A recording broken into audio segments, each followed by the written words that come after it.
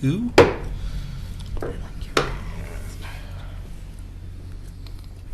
Let's see. We got present. We got Jan, Dan, and Eileen, and Dawn, which is enough. All right. So, approval of the minutes.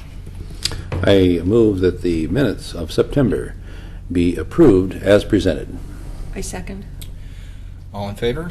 Aye. All those opposed? Motion carried. Public comments. Hey, our public is speaking.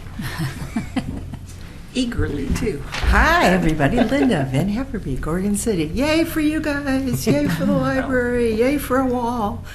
Thank you. Thank you. The cheerleader portion of our show has Thank you, Linda. All positive. Thank you. Yeah. Linda, is that your graffiti on the wall already? No. Okay. Not this time. Okay. Yay, Linda. Hey, Linda. All right. Director's report. Okay, so let's see here. How did I break this out? Okay. All right, so you probably noticed from the statistics in my report that the library is doing pretty well. The door count last month was over what we did this time last year.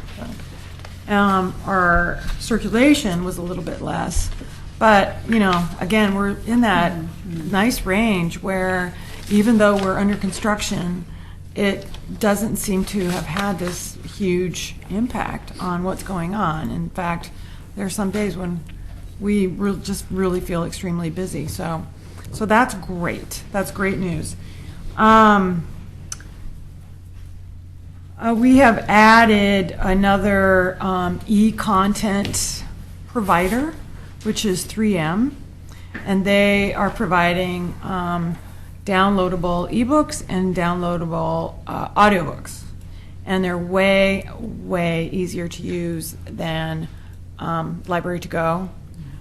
So please check that out. You can go to the catalog, the link catalog, and there's a link somewhere on the link catalog. Do you remember where that is? It's the same place the ebook. Okay. The other one is. Yeah, it's really easy to go and load it up and use it. Like 5 minutes, you're done. Yeah, it's awesome. How did 3M get involved with this? 3M has been a library services provider for many years. Okay. So they just branched out to this at some point. I don't know. They've been doing this for a little while. Like back in the day, we would always use that, what do you call it, tag tape or something that you would, those strips that you would stick inside the books, those were always from 3M. I see. I mean, so 3M has been in the library field for a very long time. I don't know how they got into the e-content, like I said, but 3M also does RFID systems, and 3M just got purchased by another big company named Biblioteca. Isn't that the way it went? Yeah. So they're going to remain separate for now. I don't know what their future is, but it'll be interesting when we're looking at RFID systems and vendors, what we go with, and because they each have their advantages and disadvantages. So anyway, 3M. And the events are being pretty well attended. In September, we started a bilingual story time. So we only have that once a month at this point, right? First week of the month. Yeah. And then we had our book club. We had our second Friday film, which the director attended, and I have to tell you, she was just one of the nicest people ever. I mean, everybody just wants her to come back because she's so nice. And her film was really good as well. So we're doing outreach, and you can see that Eastham is listed there. But our person who was doing outreach was a part-time person whose father was diagnosed with Alzheimer's, so she left. And that's kind of the way our world goes. However, we hope to bring a little bit more stability to the youth area because we are in the process of hiring a youth services librarian. So we were super excited about that. We received 75 applications. We've narrowed it down to like what, 15? I don't know. We've About not 12, I think. narrowed it down to an interviewable group yet. So we're still reviewing those and figuring out our process, but we hope to have somebody on board like right around the first of the year. We're hoping. We've got some good candidates, so we're excited about that. And then maybe we can pick that outreach back up again. And then we also, for the first time, sent somebody out with a iPad who was able to sign people up electronically for library cards. So Karen, one of our people who does story time and a lot of kids events, went to Beaver Creek Elementary for Parents Night and signed up 16 people. So that was a great little foray into that field, and we need to do more of that kind of stuff and just show up at some of these things because it's a great way to give out information. Kindergarten roundup. Kindergarten roundup, yeah. Get them young. Yeah. Oh, I'd love to do something with the hospital at some point in time and get them when they're born. Yeah. Yeah, that's my goal ultimately. Yeah. Did you? Good. So yeah, so we're getting there. We're getting there, and a lot of our technology is provided through the Link network. You know, the consortium network, because it's tied back to our library software.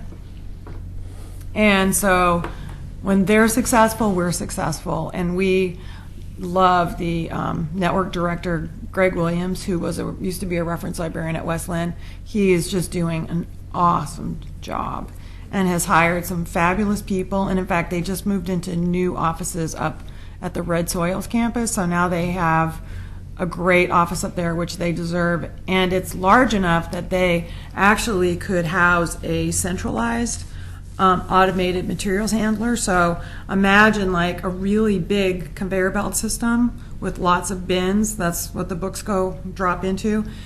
So we have brought a consultant on board to look at the entire county and what that would look like at individual libraries and involving the network.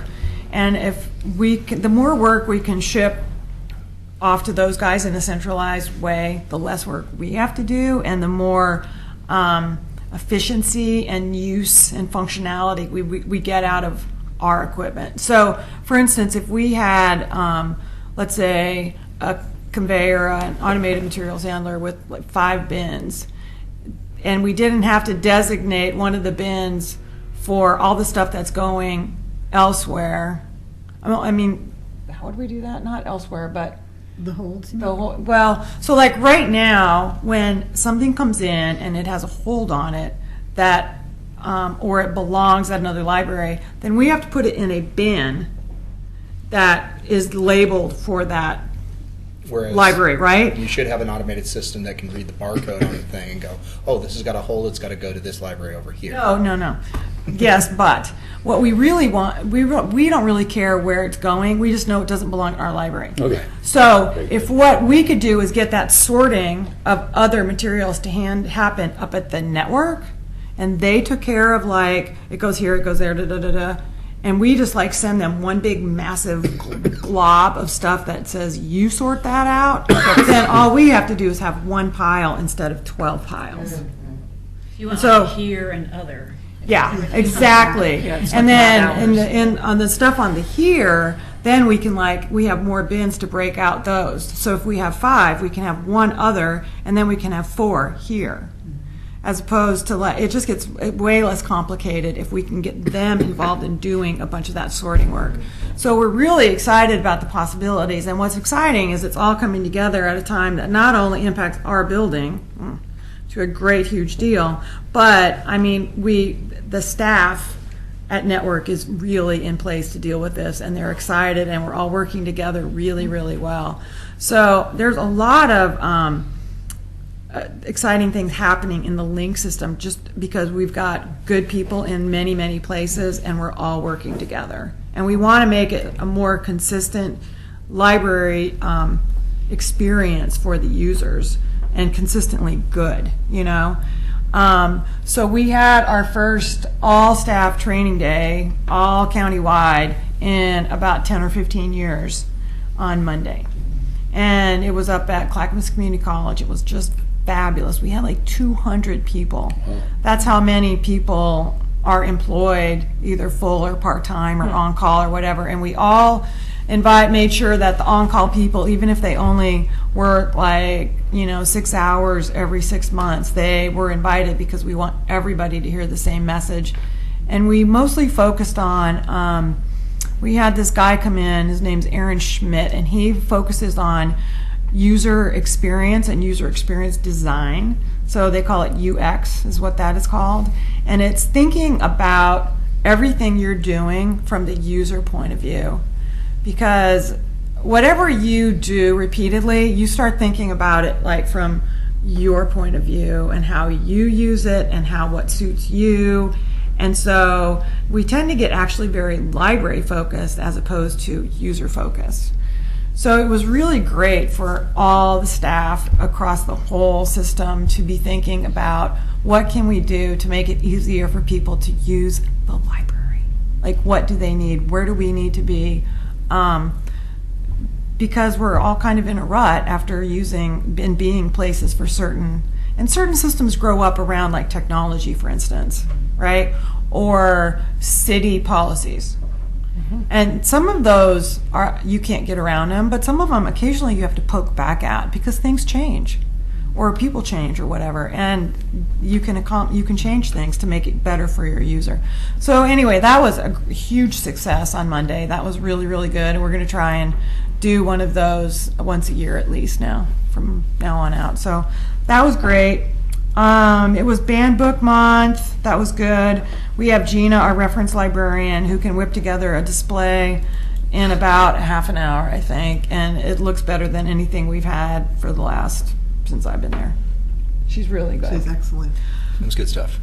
Yeah, thanks. She's like our Walmart greeter. I mean, what's really interesting is that, we had to move her desk out by the front door because of the temporary wall in the reference room. Well, what we discovered is that having her by the front door is like the greatest PR thing that has ever happened, because everybody gets to know her. They come in, they stop immediately and ask their question and get their question answered. It's really good service.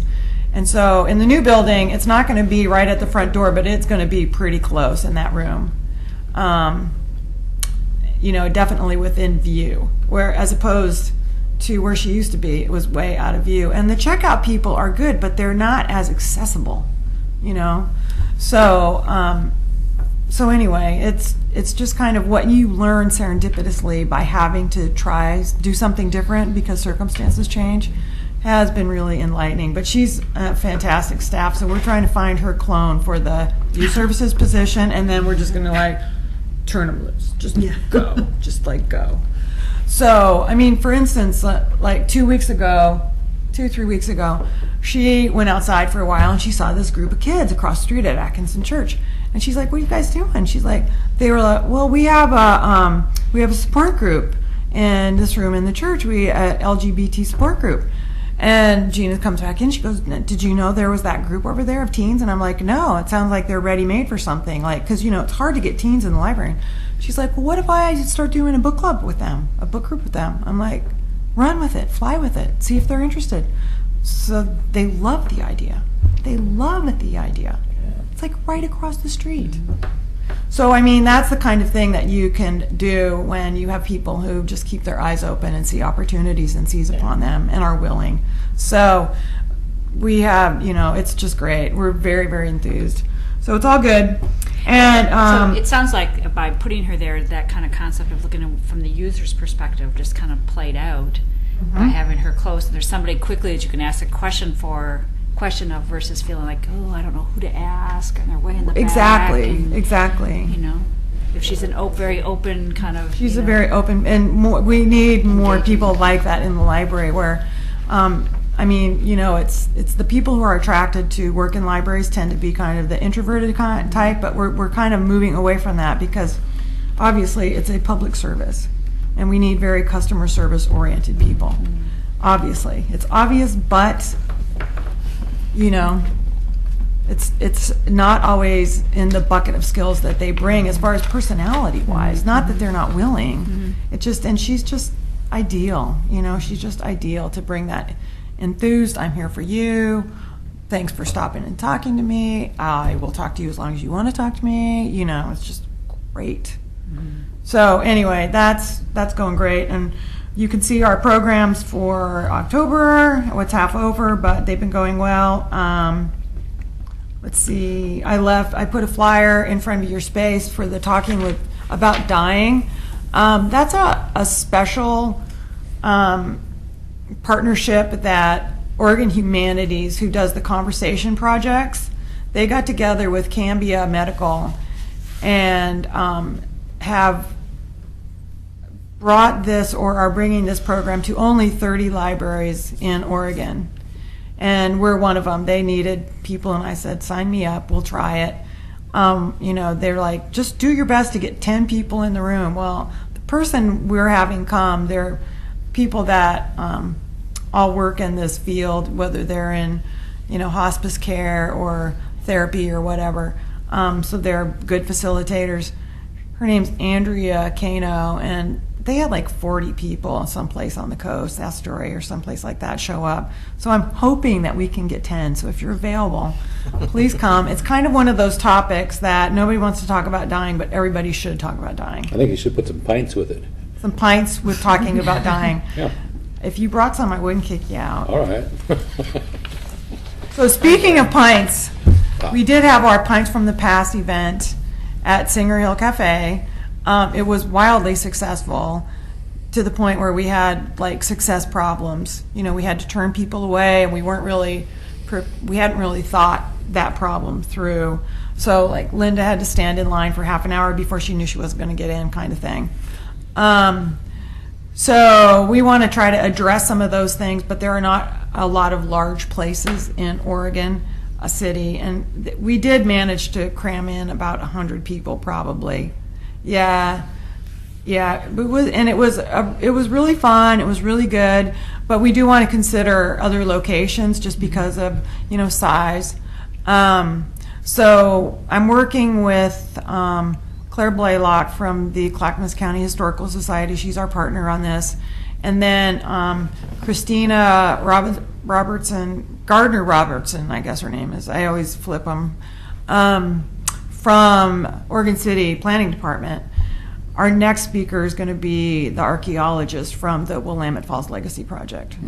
So we're working on planning that. We have a date, but no location lined up. So the date we have lined up is November 19th. But we need to kind of like really, again, think through the problem of like if we're too successful. Like, do we need to have people sign up for it ahead of time, for instance? I don't have answers for that yet, but some of those kinds of things might help. Well, if it's an indication, the Heritage Program just announced this walking tour of the old factory and the falls. And 2 days of things every couple hours, I guess, and they're all full already. Yeah. Bang, just like that. So I think the archaeologist probably will be a real popular thing. A lot of interest in it. Yeah, I think there's a real pent-up interest here for,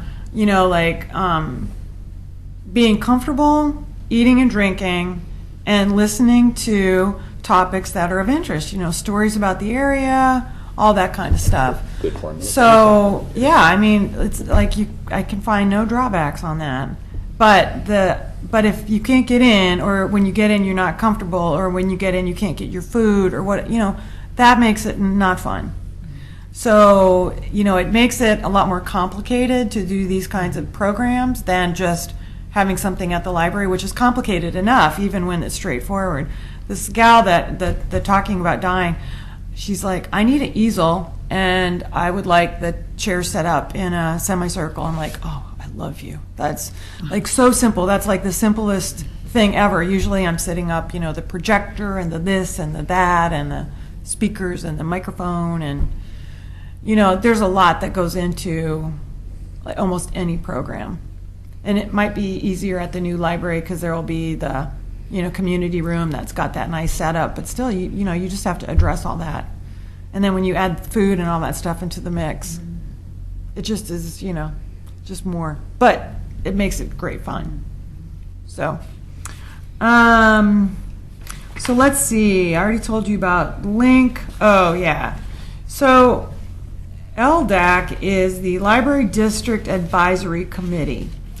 And the Library District Advisory Committee is the group of people who help ensure that the funds collected for the library district, which was approved in 2008 and started in 2009, actually go towards what they're supposed to go towards. So up until now, we have had an interesting kind of mix of people on this. Some cities send their library director because they're the people that know the most about the library, and some people send citizens. Well, we haven't made any change yet to that, but it looks like a change will be requested. Because in the literature somewhere, whether it was in the ballot language or in something that came up afterwards, it pretty much clearly says that the person who goes to these meetings should be a individual that is not employed by the city or the library. And actually, it looks pretty much like that individual should be a liaison from that city's library board. So you can see where I'm heading with this, and this does not, I'm just throwing this out here so it's in your head because it's not decided yet, and I'll go to my next, whenever this meeting, and let you know when it does change. But it looks like at some point in time we're going to have to appoint somebody from the library board to go to these meetings. Right now, we have like 2 a year or something. It's not a big burden. And I would probably end up going as well, just because I still am the person that knows what's going on the most about this. Oh, and about everything in the entire world. Sure. Okay, glad we agreed on that. Let's make a motion. But there may be other things that we want to start meeting, other things we want to get done, so we might want to start meeting more often. But we're trying to make sure that it's not more than like every other month or something. So just a heads up on that. Okay. I went 41 times. You would know ahead of time if there was any hot topics or whatever.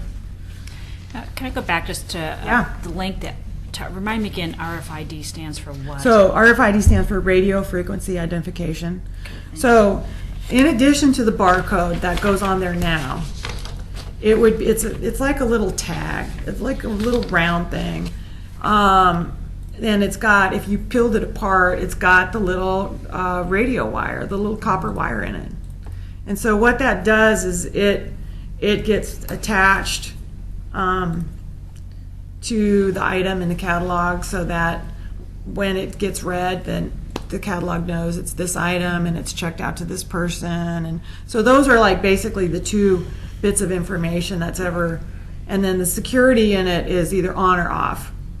So when you check something out, the security goes off. And then when it comes back in, the security goes back on. So that if you don't check it out and you go through the security gates, then it beeps, right? So, and so it's really kind of a dumb piece of thing. It just holds like very little information, but it's kind of important information. And so what the consortium, the Link Consortium, decided to do is that at the very least, we would tag all of our items. So what happens before you tag your items is you generally weed your collection, because you don't want to tag items that aren't worth keeping.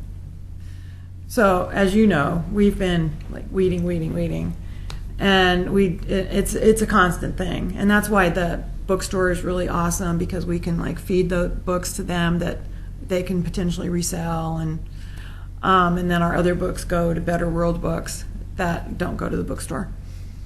But so you weed and then you tag, and we have to figure out how we would get all these items tagged. So are we going to like hire some people and train them and give them the right equipment and then just send them in and do it? Are we going to do it in-house? Are we going to hire a company like 3M, not 3M, but like 3M that does library services? All that stuff has to get figured out.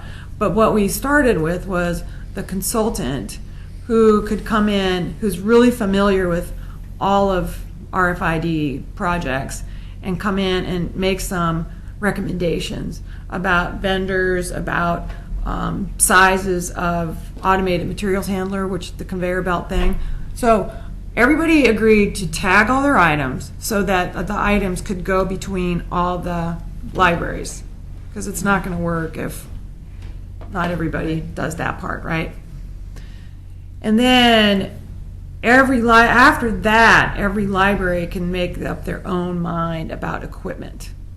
So what typically you would have is you have these pads that you set your items on top of. So like if you go to Multnomah County, you're familiar with this, and you can set like 5, 6, 7 items on it, and all those items show up on the computer. And so those are called pads or platforms or whatever the lingo is for that company, right? So there's ones that you buy for self-checks, there's ones that you buy for staff to use, right? Then the other is you have security gates. Now you have the opportunity to have security gates because you beep or not beep, right? So every library can decide if they want security gates. And then every library can decide if they wanted an automated materials handler, which we just shortened to the acronym of AMH. AMH. And say that fast 5 times. And it's just a conveyor belt system that passes underneath a reader, so it checks things in, and then it sends it to the appropriate bin, and you can program the bins to get like all the children's materials go here, all the adult materials go here. And then it's not like staff doesn't still have to do something. They do, they still have to sort those items and shelve those items or whatever, but some of the work is done for them. And the good thing is that things are checked in really quickly. And when you have like power users like Dan or whatever, who like may have a ton of things on hold and a ton of things out at any one time, getting things checked in quickly really counts for a lot. It really, really helps the flow of materials. So it's got this like multiple purpose thing, but it's not cheap to do.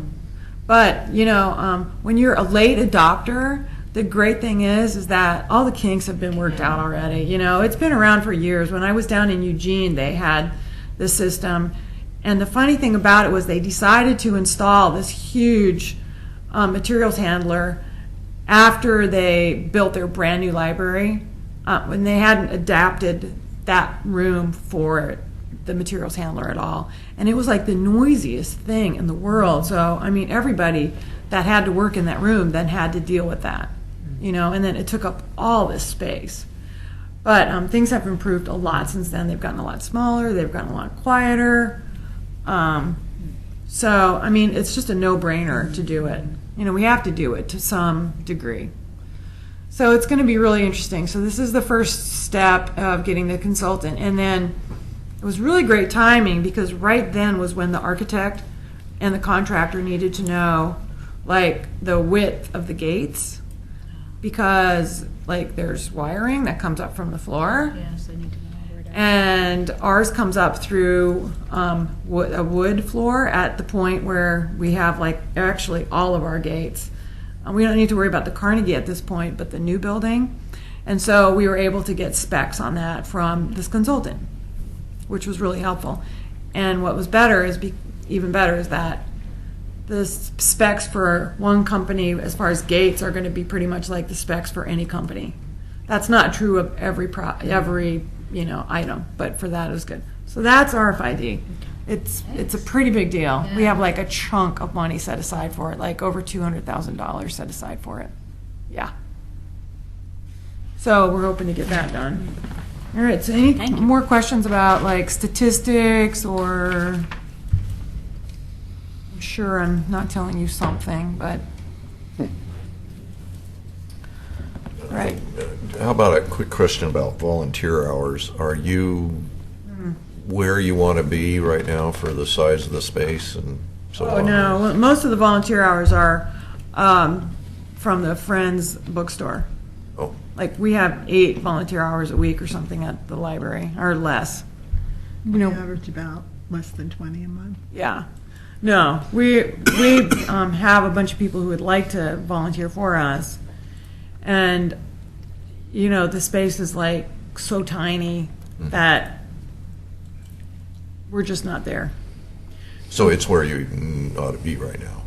Yeah, Yeah. I mean, actually, where we are is where we need to be right now. We need to grow our volunteer, capacity, but we kind of need to wait until we have more space. So, yeah. And some of the projects are outside of the library that we could give to them, but I just don't have the brain capacity to deal with those projects right now, like putting book drops elsewhere and then having volunteers pick up those items. I mean, I love that idea of having like 5 or 6 book drops outs in wherever is appropriate, so people wouldn't have to come all the way in to drop off their items that are due. But I just don't have the mental capacity to take that project on right now. So yeah, we're where we want to be. Want to talk about the building? Yeah, wow, it's coming along great. We've got great weather. We've got, yesterday they completed the last footing pour of concrete, and coming up a week from Friday is the big slab on grade pour, and that's a really big milestone. They were going to go out into the street and start some of the utility work, and they got out there one night, and the city wanted them to work at night, and so they got all set up and got out there, and nothing was where it was supposed to be. So for the last 2 weeks, it's been struggling along with the city, trying to figure out how they're going to get all the service lines tied in the way they will all be happy about. And so that's still developing, but we hate to lose the weather on that one. But so there are a few things that they've run into. I don't know, Mo, they one day they did waterproofing and filled up the Carnegie with something that was, and we thought that was kind of funny, but Yeah. But the beauty of the people that are staffing the project are that they just immediately respond to an issue and then discuss about how they're going to deal with it the next time they have to put some more on. And I just see a very cordial relationship developing between Mo and the contracting staff, and there just hasn't been any major controversy. So far so good, but we're still in the honeymoon phase. So if they're doing the slab, that means we got a rebar. The rebar can't. got a rebar. Oh Yeah. gosh, yeah, rebar's Rebar here, everywhere. and structural steel's on order, but embeds I believe have been okay for deliveries, which go into the concrete. So far no major issues. The contractor seems to be, his staff seems to be very good at looking ahead at their submittals, things like elevators you don't think you worry about, but you do because it affects the below grade slab arrangements for dimensions. And so they seem to, we haven't had to say, oh, by the way, you forgot to bring this up. None of that's happened, so it's moving along very well. It's a nice site, and I'm very impressed with the way they're running the site. The things like tobacco-free site, just something like, we all had drug-free sites for years, but to move forward on a tobacco-free site, it just shows that the contractor is really paying attention to detail. So I'm very pleased with that, and it's a clean site. That's another thing that just absolutely indicates how well managed the project is. And I think I think we're still about to attempt some more utility work and street modifications this coming week, so. I think they're looking at doing some work up on Jefferson. Yeah. Because they can move ahead on that one while they figure out the one that's on John Adams and out into 7th, actually. So that's more of an engineering challenge. But This one's the neighbor challenge. yeah, but I mean, as long as they know ahead of time, they'll be fine. So I think that's all going really well, Yeah. so. So the street thing where things weren't where they were supposed to be, well, who will know where they're, Well, they all have to back away from that, and the city utility engineers and the design engineers for the building have to work out the details of how they're going to make everything. A lot of it has to do with elevations and things just aren't, nothing wants to, line up. Yeah. Okay. So, Apparently, this is common. well, this is typical of what happens in the street. So no, we're not, at least I'm not worried that the whole thing will be resolved. And I don't believe that we'll see any really major cost impacts associated with that. So our budget looks good. We have a few little change order things to deal with, but I don't think there's anything right now that's going to give us heartburn. So, the wood, we got a report about the wood, the elm that was taken off the site. You'll remember that there were 4 elm trees and 1 maple tree. And the elm was cut into like 2.5-inch thick slabs and taken to the arborist where he's been slowly drying some of it, at a time. The architect went out there and just sent some pictures back, and it's just beautiful. It's really, really pretty. So we're now thinking of all these different ways to incorporate the wood back into the library, because there's like 5,000 board feet or something. I thought it was around 7,500. There's a Wow. lot. There's a lot, because those were big elms and is almost all good. So that's awesome. So we're thinking of like end caps on the end of the stacks, conference tables. Oh, yeah. We have all kinds of ideas about how to incorporate that wood. And I don't want the library to become overly woody, because it could. But I think I think we'll all be really happy about how it's incorporated back in. And then as far as the maple goes, which is not getting dried, it's being saved for art projects. We still don't really know what that's all going to look like yet, but one thing at a time.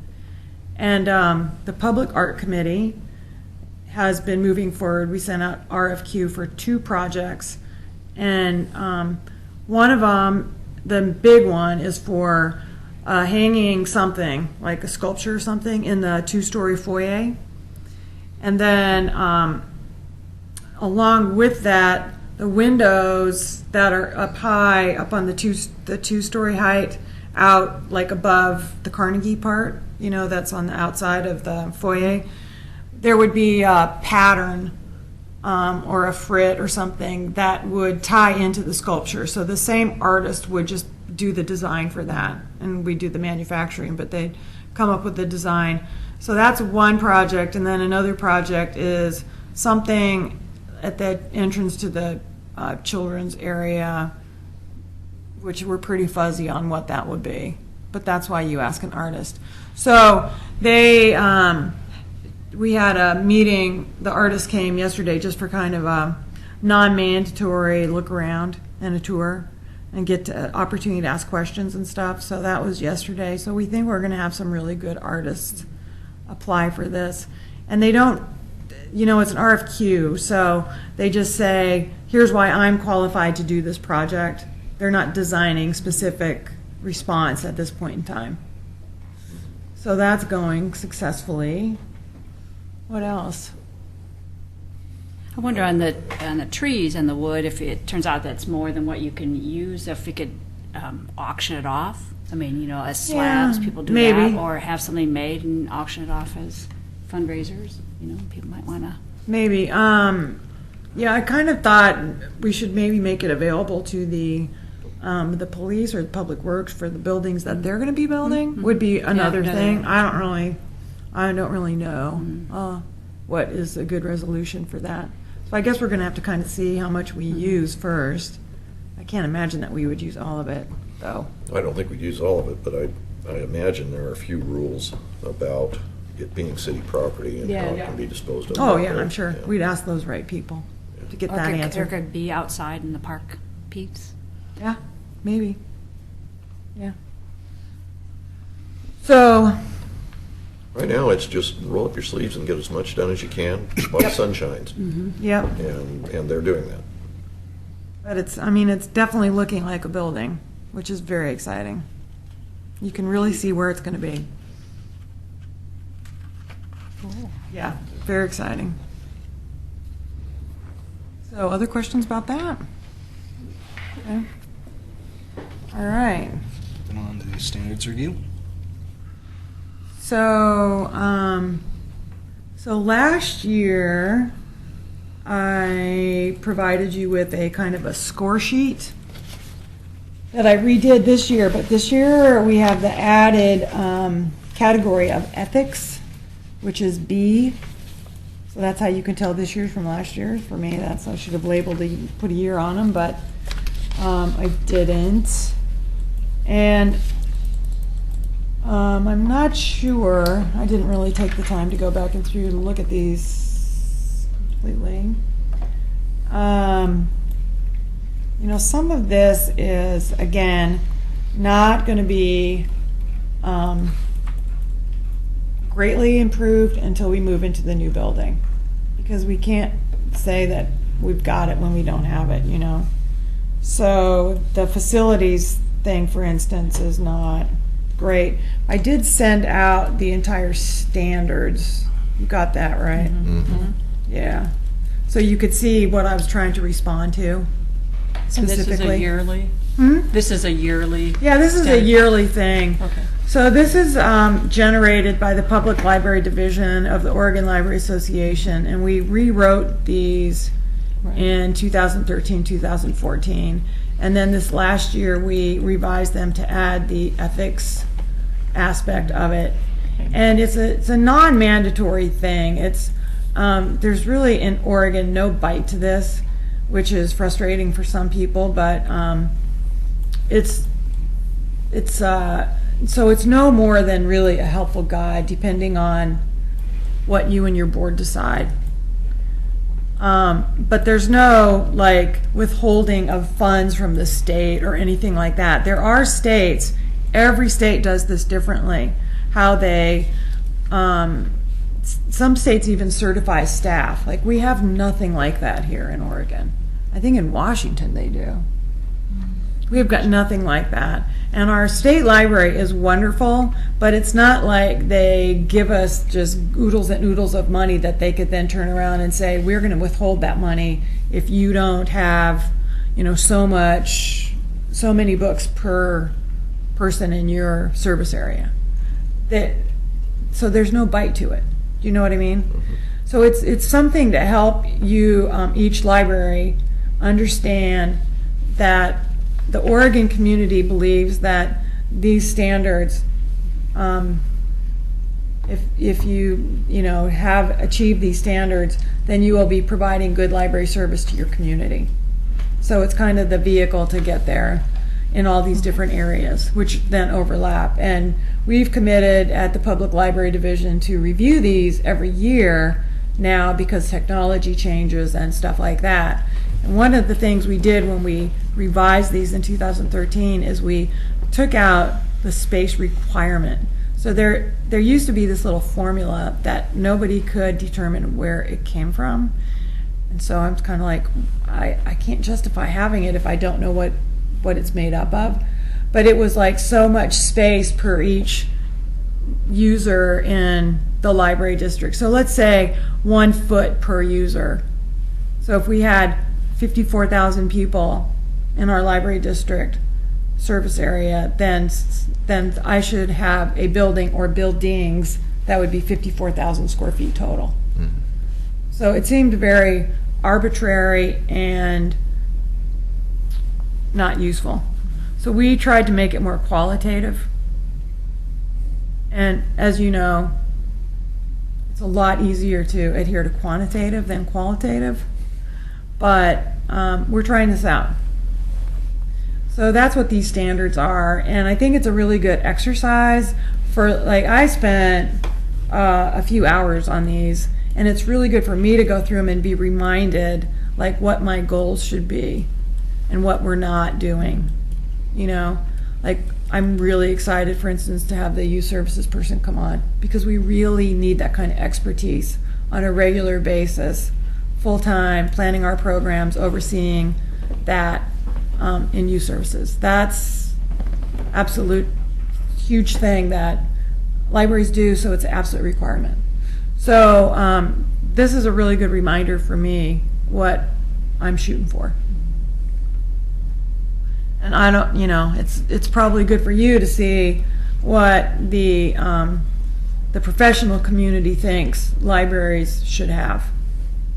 You know, diversity of materials, you know, so, and it's really good because, like, we have, you know, community conversations, for instance, on our listserv about the diversity of materials, but it's really, really important to make sure all those things are addressed. So that's what it mostly serves as here in Oregon, is a reminder of what we're shooting for. So, and we'll have a lot more yes boxes checked off when we move into our beautiful building, for sure. Although we won't have a foot per person. But that's okay. But actually, it seemed to me that area that I saw the less yeses in was around diversity and community engagement. You know, which is probably always an area to be working on. And even in some of the yeses, just because I'm not familiar, it seemed like, well, how do we really know that? I mean, it is that sort of qualitative, that we have the right services to meet the community needs. So, Yeah. I mean, we have kind of infer that the library supported and, you know, all those. Right. But I mean, you know, some of those things we can do surveys and we can do this and we can do that and we can extrapolate. But, yeah, you know, some of it is feedback that I probably get in anecdotal kinds of ways, actually. And I mean, we could get more scientific about it. But it also seemed like at this point in time, this is not Probably major not the time to focus. do it. No. No. Mm-mm. I agree. It's not. It's a good framing, and maybe at some point in time to kind of come back and spend. Oh, absolutely. Yeah, and we don't want to, we want to start some good habits early on in the new building. You know, so just because you have a new building, that's great. But you know what? What really matters is what is going on in the new building. So, and yeah, and how do you measure that success? So, yeah, I'm going to have to get way more educated on all that kind of stuff. But I'll have more time to think about it then, too. That's my hope. Along with those other service things that we've talked about in the past that I think will be really helpful as well. So that's that.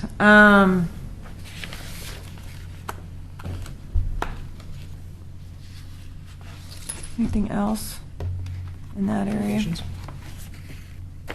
Your turn, Linda. Anything? Okay. Communication? I want to know about parks and anything that's going on in the park or decisions made.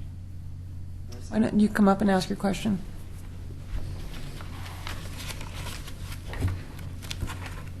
Last time I was paying attention, I didn't know if there was something decided about the park configuration, or is that decided or is that ongoing? You mean the playground? Oh, yeah, that was decided quite some time ago. Sorry. That's all right. The playground will be closer to Jefferson, and it will take up the space between, you know, the building and the sidewalk back up against Jefferson. It will have a it will be a, what kind of material do you call that floor? Oh, What is that it's stuff? Kind of a Rubbery something. rubbery. or other. Yeah. I forget the technical term for it. A man-made It's a- stuff. Yeah. But we'll have a steel slide and a steel swing, they won't but be as not good. an A-frame swing. Pretty sure that's what we landed on, because that takes up too much space. That's right. And essentially, those will be the two pieces of equipment. And that's pretty much it. Yeah. They didn't want, So it's all finished? it's planned. Okay. Yeah, That's what I meant, the plan's all finished. yeah. Okay. Yeah. Thank you. You bet. I can briefly tell you about Foundation Board. We didn't have a formal meeting this last month, but Karen Martini did announce that she feels we have enough commitments already to cover the budget deficit that we had projected in our overall budget. So she felt we're there. And so then everything from here on in is going to be going to improvements in the whole library picture. We did get the other alternate, the ad alternates identified with cost and timeline as to when the decision needs to be made, so that's back to the foundation now, to see it, kind of give them some goals to work towards getting that money up and able for the building committee to commit to spending it. So we got that put together, and there's a whole lot of stuff that they're working on, and I forgot to write down the names of the grant applications. That you've made most of them yourself, haven't you, Mo? But- Karen's done a lot of them. Okay. Oregon Community Foundation, Yes. Kinsman, Collins. But I don't think any are fully committed yet. I don't think anybody's come back and said I've heard yes. back from Kinsman and been preliminarily approved for $9,000 for window restoration. Great. I think that's like the only one, and they still want more budget documentation from me, but we'll get that $9,000. So yeah, that's the only one I think we know about for sure. So nothing much more to report tonight. Is that, maybe I forgot something. You better fill it in. I just think that right now is the phase of we're going after the big donors. And so we've been having some key meetings, and so we don't want to mention people's names, but, strategy and contacts and suggestions of amounts to ask some key donors. And one key donor has been suggested to ask a couple $1 million from them. And then I went personally to the last movie night, and I'll be going to some of the things and asking for people for $25 donations, where we enter the people into the $2,500, the drawing for a $2,500 naming opportunity. So they don't get a real prize, they get a naming opportunity. And we're for the first 100, $25. And then one of the $100, there's 300 drawer fronts, faux drawer fronts, but we're holding off on pushing that part of the campaign because we're asking for matching funds from one of the foundations. Karen said something about the Arts Alliance, was it, for the stylish signage on the end caps. We're working on next year's budget, or will be in this next week. Just talking to people and doing stuff, and That's it right now. yeah. Well, it's a lot, still a lot of work. Yeah, I'm at the bank at least twice a week, because I don't want that money hanging around my house. So. Now there's one funding commitment for 50,000. Is that right, or for 25? I forget. Was there one? 25. Oh, 25. There's Okay. some discussion with some other people. But And one's- those amounts, well, and then another person is already given, I don't know if it's been announced yet, and they're naming the teen area, and they're giving 25. My husband and I are naming the fireplace lounge area, so. DA's made a very large commitment and plan to ask the contractors for money, and so they're going to ask them. The construction company's going to be matching that, and the DA is going to be matching the whole kit and caboodle. And so it's still in the works, right? All the fine tuning of it, but. So we're very hopeful. Let me tell you, we're so excited every time I talk to Karen or I get something, and so my blood pressure keeps going up, and I keep put that smile on my face really big, and so it's really easy to come in here and thank you guys because, 4 years we wanted to raise money and we could not until there was a site, till there was a plan, till there was approval. You can't sell the community dreams. So, thank you.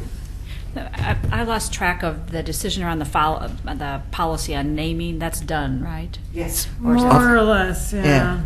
More or less. Okay. We're working with those guidelines and, Okay. yeah.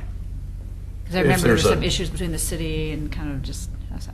Well, there is already, it was because the parks have already been doing naming, and so we just didn't want to make it harder for them to continue what they're doing. Okay. That's all. It just, yeah, and that we still need to just kind of close that little loophole, but we have like this beautiful policy. Okay, thank you. All right, I guess that leaves future agendas. Can I say something about Yeah. the Friends? Oh, please. The Friends are been taking some steps to improve profits at the bookstore. Maybe that's a good way to put it. The morale and the volunteer crew is really good, and we're hoping that we could find a location in the city that would still be very visible, but would give us a lower rent, even if it's with lower square footage. So if anybody knows any of that. And so the meetings in the last few months have been very positive and really good, and they're working towards your good. So, Linda, have they settled on a kind of a minimum size that they actually could work out of or would want to work out of? we're still talking about that. Okay.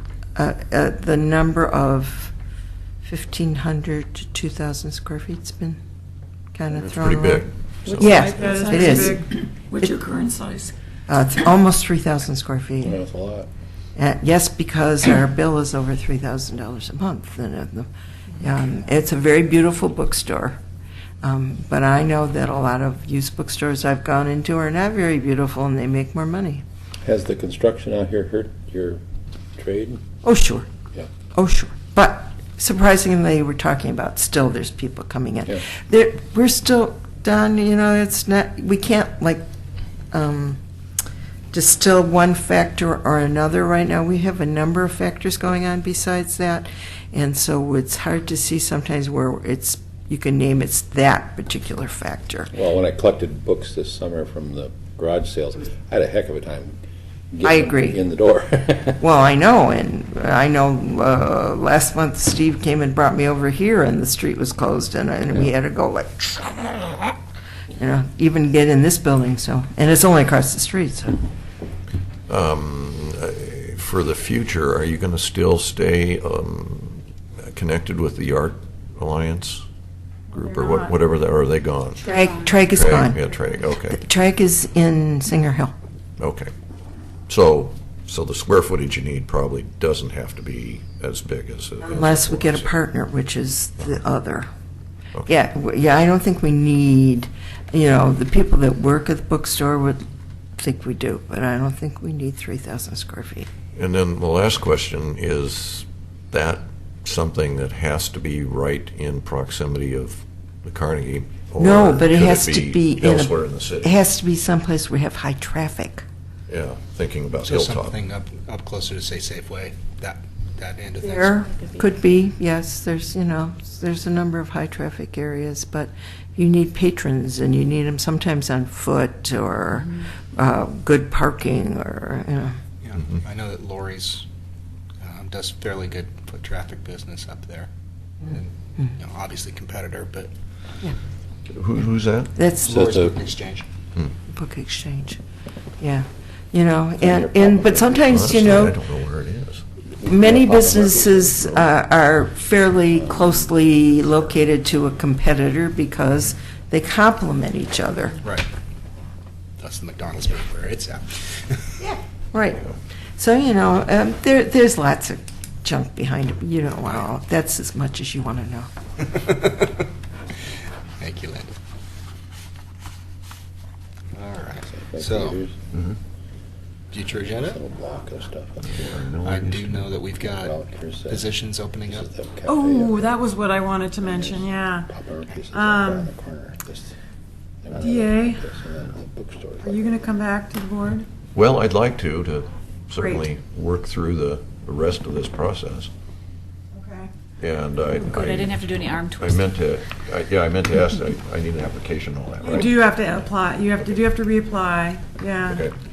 And if there are competitors to your seat, we're going to have to really think about whether, Oh, yeah, we want you or not. you bet. I say I set get up it. octagon. Yeah, but I think we will have for sure at least one opening because Fred is not returning. So I'll have Does to that mean we have reviews next week or next month? Yeah, well, supposedly this closes at the end of October. So yeah, if you know people who would be good, please do encourage them to apply. And DA, you are at large. You're in the at large position. Am I at large or outside Oregon City? It says at large on our list. Okay. Thank you for looking. I think- And so I think Fred it's our was. outside. Yeah, Fred is city, right? Yes. Yeah, Yes, so for we're city. looking for, sure, a city person. So somebody who lives in city limits is what we for sure need. And then, see, DA is at large, and so if somebody wanted to compete for DA's position, they could live anywhere within our service area. But if they lived in Oregon City, then they could compete for this. And then we'd all be happy, right? So, but we do need at least one person, so, yeah. Encourage your, And has anyone talked to you? I mean, have you had interest yet, or anybody? not that I've suggested? heard of. Okay, I think I would be told if somebody would apply, but that, okay. yeah, no. And some years we get a lot and some years we don't, so it's always really tricky. I would think that there might be a lot of interest since we're actually building a building. It seems like it would be a good time to come on board. Lots of fun stuff coming up, but I don't know, maybe it's not challenging enough anymore. Because certainly you guys lived through a challenging part. So yes, thank you for reminding me. That's very good. That's all I can Anything think of. else?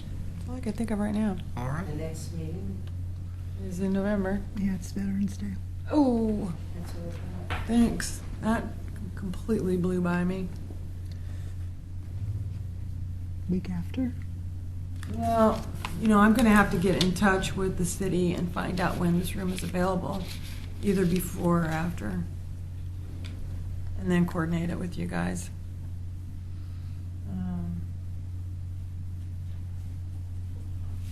Okay. So, Could also consider skipping until December. What is the issue? Veterans Day. Veterans Day. Veterans Days. Yeah, thank you, Sorry. thank you. Is the city building closed on Veterans Day?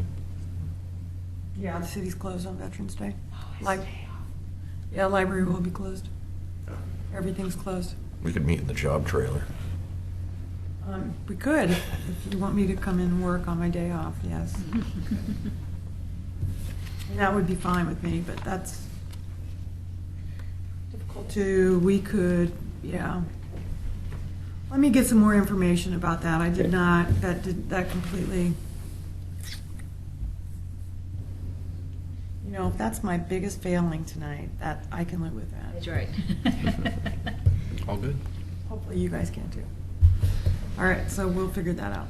All right, so pending that, call the meeting to adjournment at 6:07. Great.